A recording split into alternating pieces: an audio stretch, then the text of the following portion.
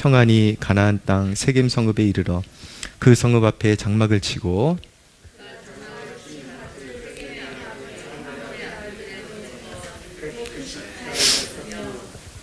거기에 제단을 쌓고 그 이름을 엘로헤 이스라엘이라 불렀더라.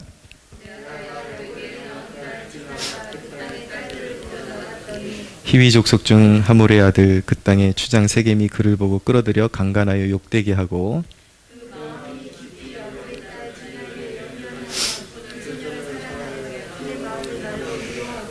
그의 아버지 하몰에게 청하여 이르되 이 소녀를 내 아내로 얻게 하여 주소서 하였더라.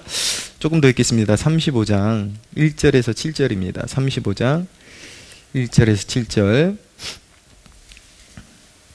하나님이 야곱에게 이르시되 일어나 베델로 올라가서 거기 거주하여 하며 내가 내 형 에서의 낯을 피하여 도망하던 때에 내게 나타났던 하나님께 거기서 제단을 쌓으라 하신지라.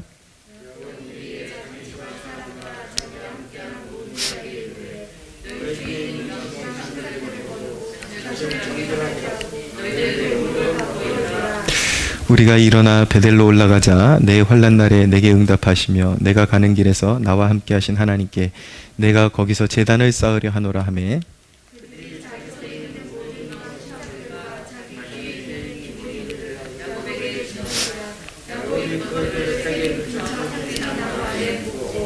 그들이 떠났으나 하나님이 그 사면 고울들로 크게 두려워하게 하셨으므로 야곱의 아들들을 추격하는 자가 없었더라.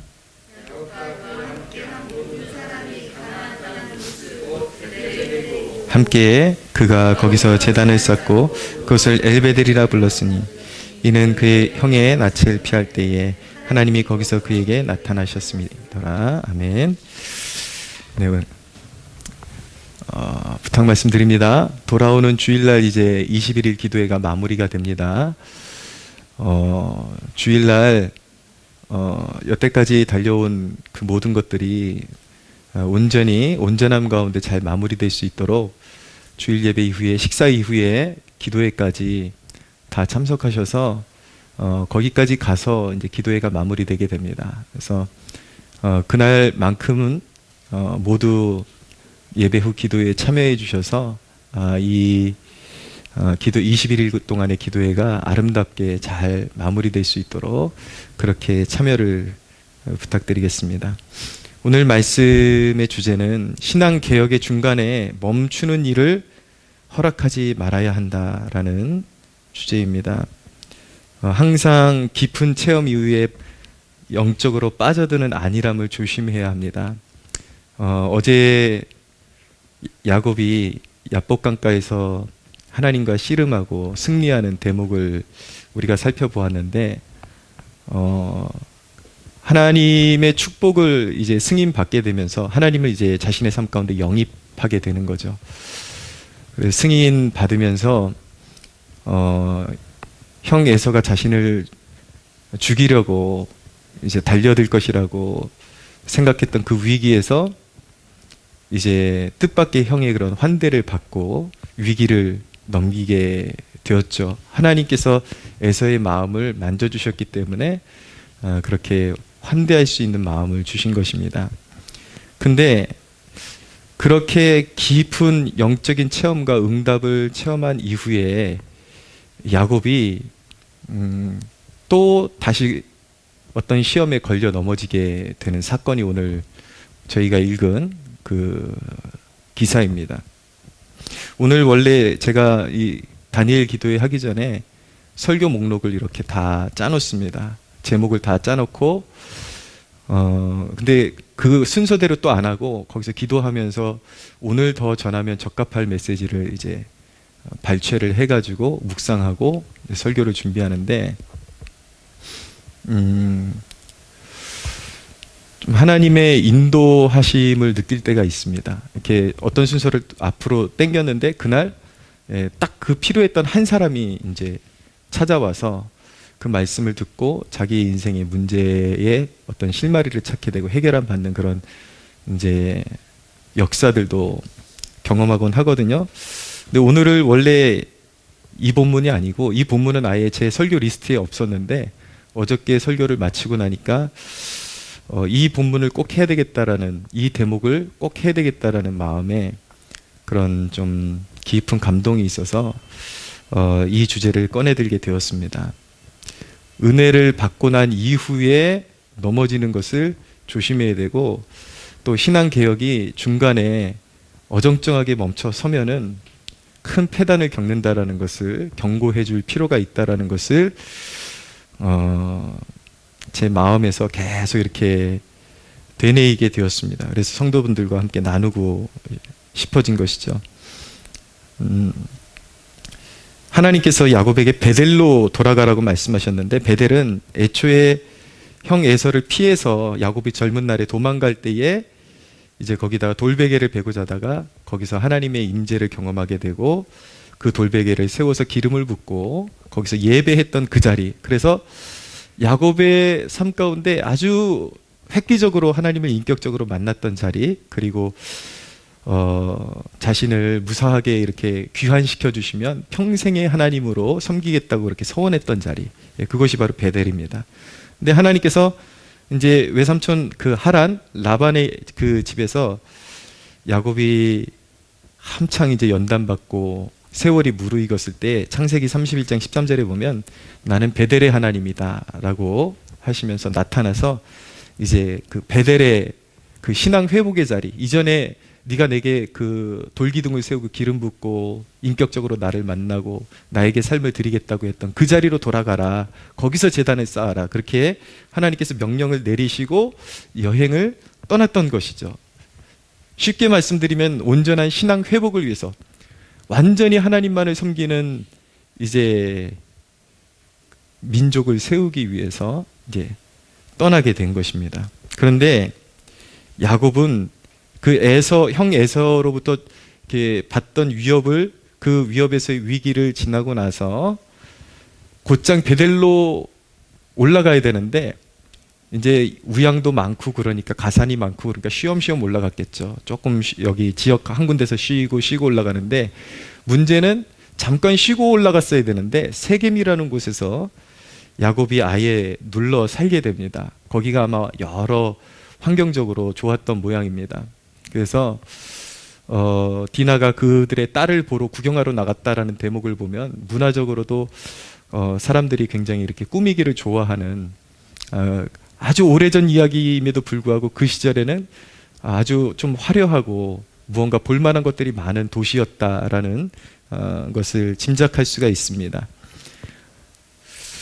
그런 면이 있어서 그랬는지 모르겠지만 야곱은 세겜에서 이제 안주를 했습니다. 근데 거기서 하나님을 안 섬겼느냐 보면은 33장 20절에 보면은 거기서 제단을 쌓았습니다. 거기서 예배했다라는 얘기죠. 그리고 에헬로헤 이스라엘이라 그렇게 고백을 했습니다. 하나님, 이스라엘의 하나님이라는 뜻을 가지고 있는 말입니다. 그렇게 고백했지만 예배했어요. 예배했지만 하나님이 원하시는 곳까지 거슬러 올라가서 예배한 것이 아니라 자기가 원하는 곳에 머물러 있었습니다. 하나님은 완전히 그 이방 백성들로부터 탈피해서 이제 야곱의 가문만을 이제 이루기 위해서, 야곱을 통해서 이제 이스라엘 12지파를 일구기 위해서 하나님의 원대한 그런 구속사적인 계획을 가지고 계셨는데, 야곱이 그 하나님의 마음을 이해하지 못하고 어디서든지 하나님을 그냥 마음 다해서 섬기면 되지 않는가라는 마음을 가지고 자기가 원하는 땅에 머물러서 예배를 하긴 했는데, 그냥 세속성이 그대로 묻어있는 도시에 머물러 가지고 하나님을 예배했던 것이죠. 그것이 자기 딴에는 예배한다고 했지만은 그것이 하나님의 마음을 몹시 불편하게 한 것이고 하나님과의 약속을 깨뜨린 것과 마찬가지인 결과가 이제 되어버린 것입니다. 쉽게 말해서 하나님을 안 섬긴 건 아니에요. 예배도 잘 드리고 착실하게 했지만 적당히 타협한 것이죠. 내가 원하는 세상에 발도 담그고 예배도 드리고 얼마나 행복해요. 세상도 즐기고 누릴 것 다 누리면서, 그러면서 하나님 예배하고 적당히 예배하고 즐겁게 살 수 있잖아요. 신앙이 없는 것도 아니고 소위 정말 적당히 예배 드리면서 살 수 있는 그런 환경 속에 거했던 것이죠. 그러던 어느 날 갑자기 야곱의 딸 디나가 오늘 34장에 읽은 것처럼 불미스러운 일을 당했습니다. 여성으로서 한 인생의 치명적인 그런 일을 당했습니다. 세겜으로부터 그 일을 당했는데 세상의 아름다움에 넋을 잃고 살아가다가 인생을 송두리째 빼앗기게 된 것입니다. 이것이 단순히 디나의 그런 그림이 아니라 성경을 통해서 하나님께서 우리에게 보여주고 싶으신 메시지가인 것이죠. 세상의 아름다움에 함몰돼서 살아가던 한 영혼이 어떻게 세상의 몸도 빼앗기고 마음도 빼앗기고 그렇게 쓰러져 가는지 하나님께서 이 대목을 통해서 보여주시고 경고하시는 것입니다. 그리고 이렇게 디나가 욕보임을 당하고 나서 이제 시므온과 레이는 분노의 복수를 하죠. 복수를 하기 위해서 거짓말로 이제 다 이 세겜 족속들 이제 할례를 하게 만들어 가지고 그들이 고통을 겪고 있는 사이에 다 칼로 죽여버리는 그렇게 혈기로서 복수하는, 그래서 아주 그냥 피의 난장판이 되는 그런 하나님의 백성들의 삶에 있을 수 없는 일이 이 가정에 벌어진 것입니다. 야곱도 믿음의 조상인데 이런 있을 수 없는 일이 벌어지게 된 것이죠. 자, 우리가 이런 사건을 바라볼 때에 이 야곱의 딸 디나는 분명히 세겜의 정욕에 희생이 된 것입니다. 근데 많은 사람들이 어떤 불미스러운 일을 당하거나 어떤 시험거리를 당할 때에 그것을 해석할 때 자기가 당한 부분부터 이제 화면을 돌리기 시작해요. 그러니까 세상에 대한 원망과 그리고 분노와 환멸, 이런 것들만 이제 가지고 살게 되는 거죠. 근데 우리 신앙인들은 좀 더 깊이 들어갈 수가 있어야 하는 것입니다. 그러니까 물론 세상으로부터 그런 악한 일을 당했을 때는 거기에 걸맞는 조치를 취하지 말아야 된다는 이야기는 아니지만, 우리가 신앙인일진데 세상 사람들이 생각하지 못하는 영역까지 우리는 하나님의 깊은 메시지를 들으려고 하는 마음을 가져야 한다라는 것입니다. 자, 여느 세상 사람들 안목에서 보면 이건 분명히 당한 거예요. 어떤 나쁜 의도를 가지고, 정욕의 의도를 가지고 있는 누군가에 의해서 당한 것이죠. 그러나 우리는 이 사건의 중심을 보려고 해야 하는 것입니다. 왜 이렇게 불미스럽고 악한 일을 야곱의 가정이 직면해야만 했고 당해야만 했는가? 그것은 야곱이 하나님과 맺은 언약을 등한시하고 그 언약 밖에서 행동을 했기 때문에, 살아갔기 때문에 그것이 결론적으로 하나님과의 언약을 파기하는 그러한 죄와 같은 그런 이제 영향을 끼친 것이기 때문에, 하나님의 약속 밖에서 행동했기 때문에 결국 거기에 시험이 틈타고 마귀가 틈을 탄 것입니다. 그래서 결국은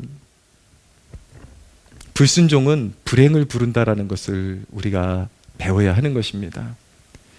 우리가 세상에서 이런 불미스러운 일을 경험할 때에 물론 모든 일이 다 100% 이와 똑같은 배경은 아니겠지만, 우리가 항상 돌아봐야 하는 것은 어떤 불미스러운 사건이 우리의 삶 가운데 다가왔을 때에 우리가 그냥 그 일을 행한 그 누구에 대한 원망과 분노만 거기서 끝나서는 안 되고, 이것이 우리에게 주는 영적인 메시지가 무엇인가?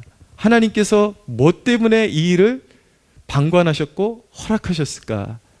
그 부분에 대해서 깊이 고민해 볼 필요가 있는 것입니다. 근데 대부분은 하나님과의 관계에 심각한 무언가가 끼어 있기 때문에 그런 불행이 다가오는 경우가 비일비재하는 것입니다. 자, 이런 이제 기사를 우리가 돌아보면서 저는 이 본문을 통해서 여러분들에게 몇 가지를 권면해 드리려고 합니다. 첫째는 신앙 개혁의 필요를 느껴야 한다라는 것입니다. 우리의 신앙생활에 신앙개혁의 필요를 느껴야 합니다. 그간에 비록 예수 믿는 사람이란 타이틀은 가지고 있었지만 신앙의 끈이 굳건하게 메어져 있었는지를 점검해야 하는 것입니다. 여러분들이 하나님을 섬기지 못했던 것에는 나름의 명분이 있었을 것입니다. 가족들도 돌봐야 했고 또 나름대로 바쁜 일에 치이면서 살았을 것입니다. 그러나 전체적인 삶을 돌아봤을 때에 사사시대처럼 무질서하고 신앙은 이름만 남아있고 여러분의 영혼은 말라가고 치열하게 사는 것에 비해 알맹이는 없었다라는 사실을 알게 되는 것입니다. 왜 그랬을까요? 이유는 간단합니다. 하나님을 섬기는 사명을 잃고 살아왔기 때문인 것입니다. 나름대로 교인이라는 명분, 그런 것들은 다 타이틀은 가지고 살아왔지만 정말 하나님이 원하시는 만큼 신앙개혁을 이루지 못하고 신앙에 바로 서지 못했기 때문에 삶은 무질서하고 영적으로 말라가고 피폐해지고 바쁘게 뛰어다녀도 그렇게 삶에 그런 열매가 없는 삶을 살아갈 수밖에 없었던 것이죠. 그래서 오늘 하나님께서 다니엘 기도회를 통해서 우리를 각성의 장으로 부르신 것입니다. 할렐루야. 예. 더 깊이 깨닫고 신앙의 개혁의 필요성을 느끼고 온전한 신앙의 회복의 장으로 올라가라고 하나님께서 말씀하시는 것입니다. 두 번째로 말씀드리고 싶은 것은 반쪽짜리 신앙개혁은 안함만 못하다는 사실을 마음에 새겨야 한다라는 것입니다. 오늘 야곱이 보여준 바로 그 대목이거든요. 이들은 신앙개혁을 위해서 올라갔습니다. 베델로 올라가고 있었는데 세겜에서 눌러 앉아버렸어요. 근데 거기서 예배했어요. 예배하니까 됐지, 이 정도면 됐지라고 스스로는 마음을 위로하고 있었을지 모르겠지만 하나님은 그것을 인정해 주시지 않는다라는 것입니다. 하나님과 야곱 사이에 분명히 언약을 맺었고 그 언약을 신실하게 이행해 나갈 때 하나님께서도 야곱을 향하신 하나님의 영원토록 변치 않는 언약을 신실하게 이행해 나가시는 것입니다. 할렐루야. 사람들을 보면 적지 않은 사람들이 그렇게 다짐을 합니다. 이제 주님 뜻대로 살아보겠다고 다짐을 합니다.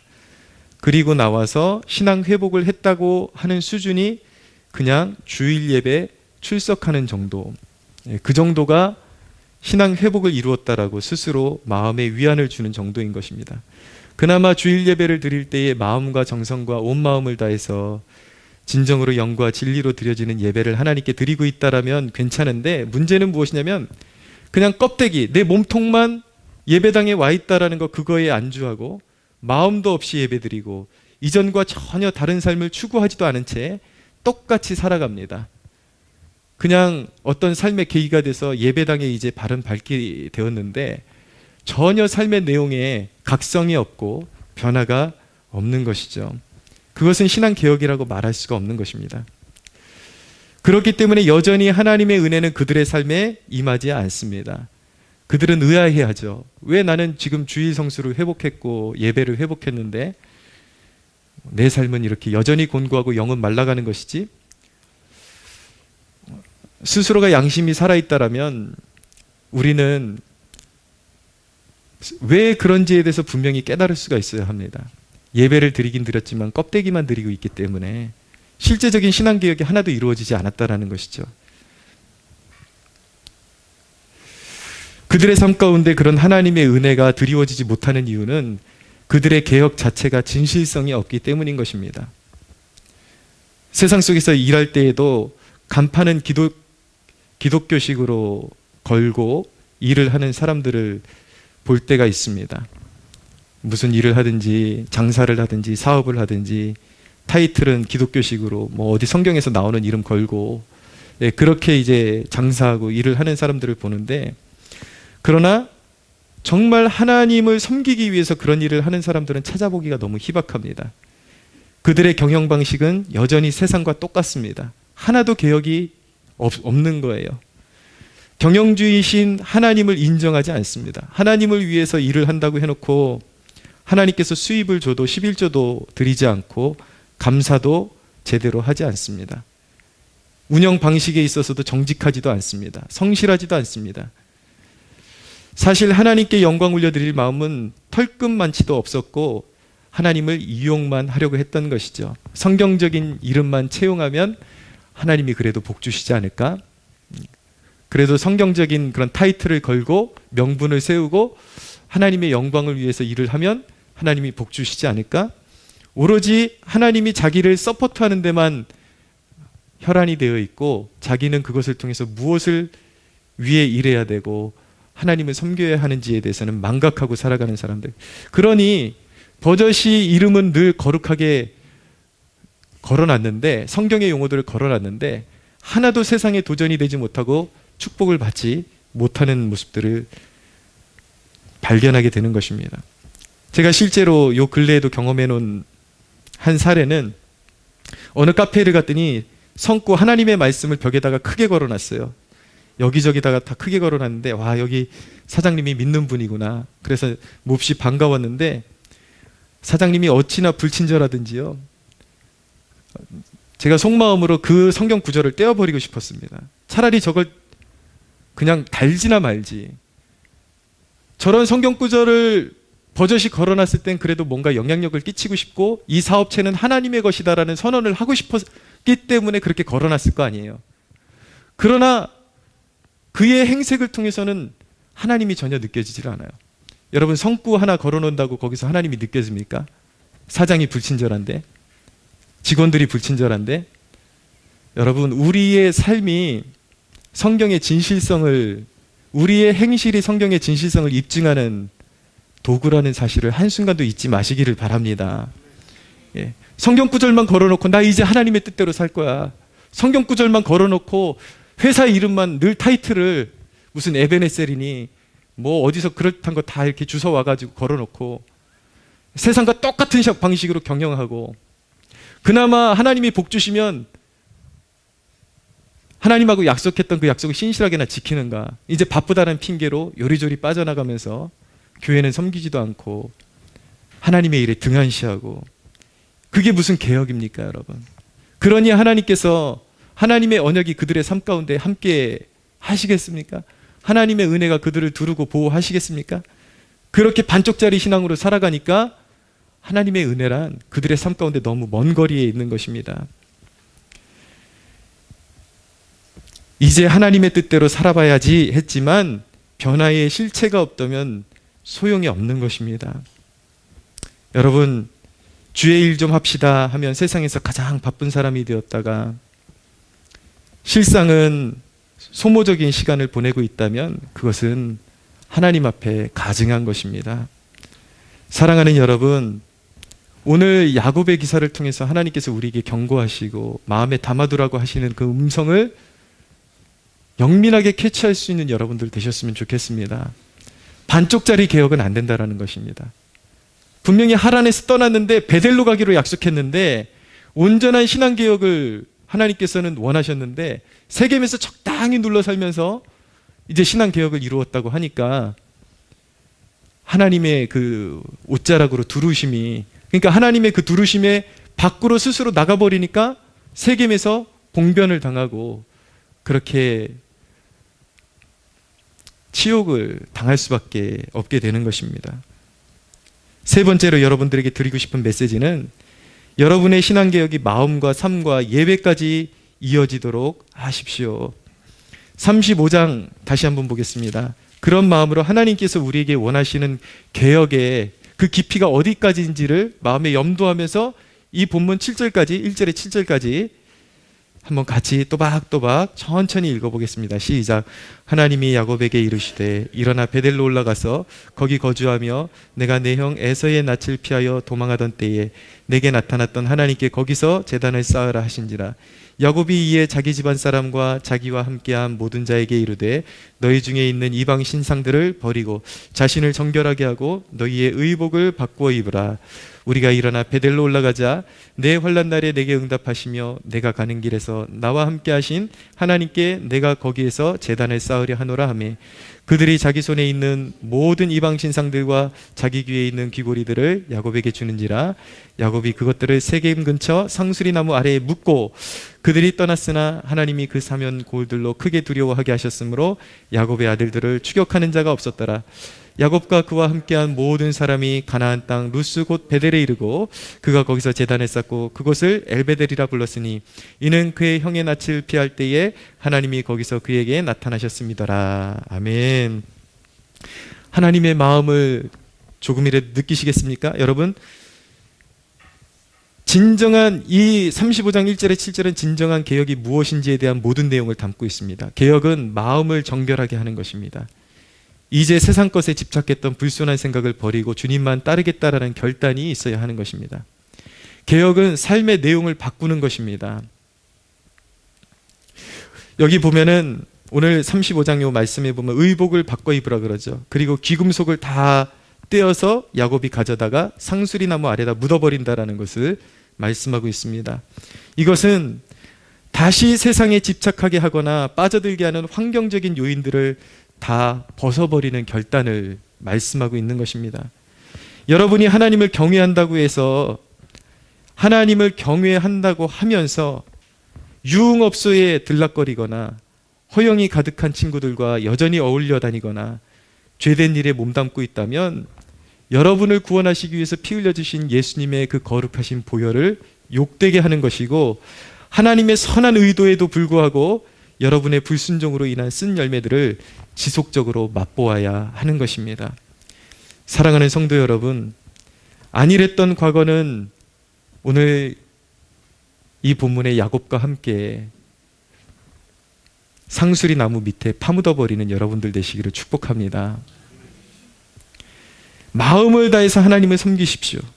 여러분이 전심으로 하나님께 돌이키면 여러분이 걱정하던 일을 하나님께서 돌보아 주실 것입니다. 5절에 그들이 떠났으나 하나님이 그 사면 고울들로 크게 두려워하게 하셨으므로 야곱의 아들들을 추격하는 자가 없었더라. 일단 돌이키고 이제 하나님과의 약속의 장소로 올라가기 시작하니까 이미 하나님의 손길이 그들의 삶을 두르고 계신 거예요. 그러니까 야곱이 이제 세겜 사람들이 복수하러 오면 어떻게 하나, 그들이 막 주변에 도움을 구해가지고 막 떼거지로 몰려오면 어떻게 하나 하는 두려움을 가지고 있었는데 야곱이 하나님과의 약속을 신실하게 이행하고 올라가니까 하나님께서 그때부터는 하나님이 적극적으로 나서서 보호해 주시는 것입니다. 사면 고울들을 두렵게 해서 야곱에게 범접치 못하도록 하나님께서 보호해 주시는 것이죠. 사랑하는 여러분, 여러분들이 아무리 큰 근심을 가지고 거기에 눌려있다 할지라도 여러분들이 마음을 돌이켜서 하나님께 전심을 드리면 하나님께서 여러분들의 삶의 문제들을 하나님께서 돌보아 주심을 믿으시기를 바랍니다. 여러분이 주님 안에 살기를 기뻐할 때에 주님의 인자하심이 여러분들의 삶을 영원토록 떠나지 않을 것입니다. 할렐루야. 여러분들이 온전히 신앙개혁을 이루고 끝까지 하나님과의 신실한 약속을 지켜나갈 수 있다면 아무것도 염려하지 말고 다만 모든 일에 기도와 간구로 너희 구할 것을 감사함으로 하나님께 아뢰라. 그리하면 모든 지각에 뛰어난 하나님의 평강이 그리스도 예수 안에서 너희 마음과 생각을 지키시리라. 이 말씀대로 여러분들의 두려움을 하나님이 받아주시고 여러분들의 인생의 공고함을 하나님이 받아주셔서 하나님이 여러분들의 삶을 살아주시는 위대하고 놀라운 역사들을 경험하게 될 것입니다. 사랑하는 여러분, 온전한 신앙개혁에 성공하는 여러분들 되시기를 예수님의 이름으로 축복합니다. 하나님께 영광의 박수 올려드리겠습니다.